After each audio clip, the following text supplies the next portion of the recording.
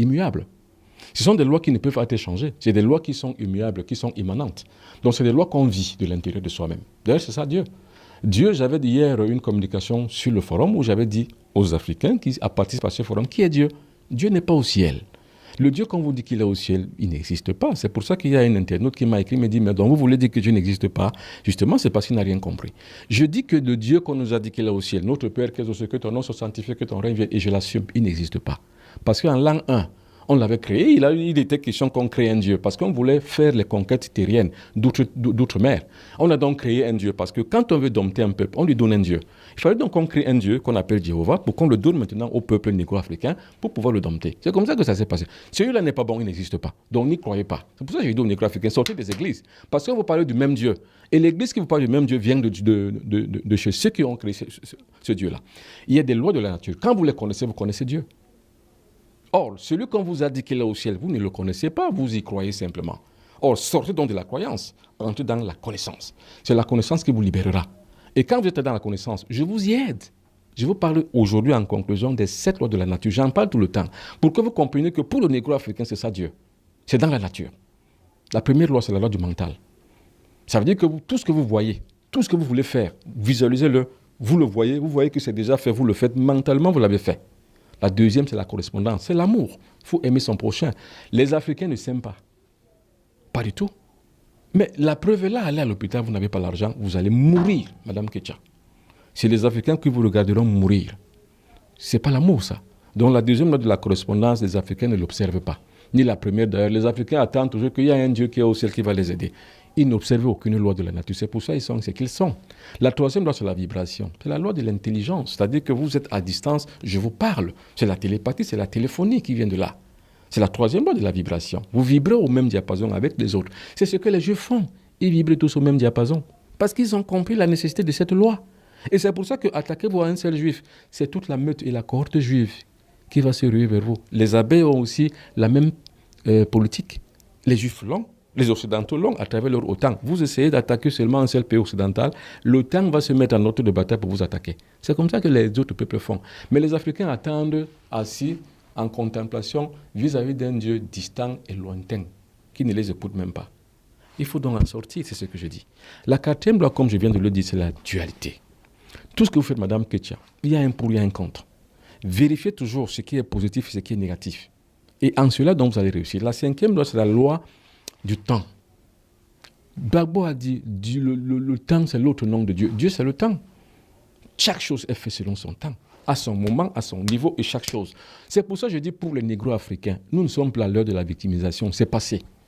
Ne me dites plus, ne vous réveillez pas le matin, venez me dire que la France a fait ceci, la France a fait cela. Je vous répondrai que la France est dans son rôle. Et comme je l'accepte, nous l'acceptons ainsi, nous sommes dans le rôle de proie. Mais c'est comme ça. Or, la proie qui s'énerve et qui émotivement dénonce et se victimise, messieurs, est une véritable proie éternelle. Et c'est ça les Africains. Et c'est pour ça que je dénonce ça. Je dis que non, il ne faut pas dire aux Africains chaque fois qu'ils sont des victimes. Non, nous ne sommes pas des victimes. Nous sommes des cons. Maintenant, quand vous dites à l'Africain que si cela vous arrive, c'est parce que vous êtes un imbécile, un idiot, un con, un vaurien et un sous-être humain, c'est pour lui permettre de changer. Et quand je dis changer, ça ne veut pas dire qu'on dit que j'ai changé, non. Ce sont des états de conscience supérieurs. Il faut y accéder. C'est ce que les autres peuples ont fait, c'est ce que les Juifs ont fait, c'est ce que les Chinois, les Asiatiques ont fait. Nous, on doit le faire. Nous, on le fait parce que moi, je le fais avec ceux qui viennent à mes séminaires et avec ceux qui participent avec moi à l'éclosion d'une nouvelle conscience spirituelle à travers Astra, qui est la plateforme de résistance et de transformation. Et la cinquième loi, c'est le temps. La sixième loi, c'est le genre. Il faut savoir intégrer la femme et l'homme. Voilà ce que les religions négro-africaines font. Ils excluent les femmes. Mais c'est idiot. Mais c'est bête et c'est con. Allez voir les Bambombok. Bon, ce que je connais plus les Bambombok parce que je suis moi-même un Bambok. Les Bambombok, une femme ne s'assoit pas là où est les hommes. Chez les Bambombok. La femme doit être là-bas loin. Mais monsieur, vous êtes idiot et con. C'est parce que vous n'avez pas compris le loi de la nature que vous le faites. Mais madame, il faut instruire la femme. Il faut mettre la femme au devant de la scène. Parce que c'est la femme qui est plus puissante, plus énergétique que l'homme. C'est ça la loi, la sixième loi de la nature, la loi de genre. Vous avez compris ça? Et la septième loi plutôt, la loi de genre. Vous avez compris ça, Madame Ketcha? Il ne faut jamais exclure une femme. Mais les cons, les Africains, que ce soit au Bénin, que ce soit au Tchad, que ce soit n'importe où, c'est pas au Cameroun, n'importe où, les femmes sont exclues. Mais nous sommes dans quelle société où on exclut une partie et une vraie partie même de la population? Nous sommes même qui, en fait? On n'est rien. Parce qu'on ne connaît pas les lois de la nature. La loi des genres, Madame Ketia. Vous me regardez, vous êtes une femme. Je ne sais pas si vous le savez. C'est la femme qui porte la tradition.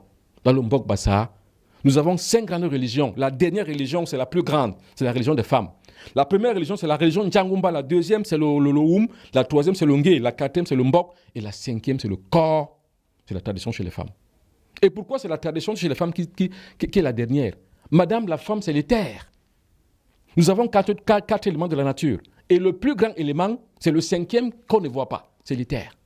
Nous avons l'eau, le feu, l'air, la terre. Le 5e élément, c'est l'éther. C'est pareil. Le 5e élément, la 5e grande religion chez les Bassa du Cameroun, c'est le corps, c'est chez les femmes. Je ne sais pas si on se comprend bien. Et il faut savoir que le corps, dans toutes les traditions humaines du monde, le corps, la femme, c'est la déesse. C'est elle qui est porteuse de la vie. C'est elle le conceptacle de la vie. Et c'est pour ça qu'il faut la respecter, madame. Mais les Africains, les négro-africains excluent les femmes, les excisent. Mais voyez-moi des pratiques qu'on fait sur une femme. Vous allez me dire qu'avec ça, vous allez vous développer? Vous ne pouvez pas. Si vous excluez les femmes, vous n'allez jamais vous développer. C'est la femme qui est la résistance. Allez en France, c'est Jeanne d'Arc qui est la figure de proue de la résistance française. C'est Jeanne d'Arc. C'est Jeanne d'Arc. Le plus grand, ce n'est pas De Gaulle. C'est Jeanne d'Arc. Et qui était Jeanne d'Arc? Une femme, madame, avec 2 seins et un sexe féminin. Donc les Africains doivent donc comprendre donc ce jeu de la nature afin de comprendre où ils sont. Aujourd'hui, on ne maîtrise rien. Parce que la religion est venue tout basculer, tout bousculer, tout changer. Il y a des énergumènes qui vont venir dire que ouais, c'est normal qu'on sache que oui, la France, oui, non. La France n'a rien fait. La France est dans son rôle de prédateur et vous, vous êtes dans votre rôle de proie. Mais si vous voulez changer, commencez à combattre dès maintenant. Et le meilleur outil, c'est la transformation de la conscience.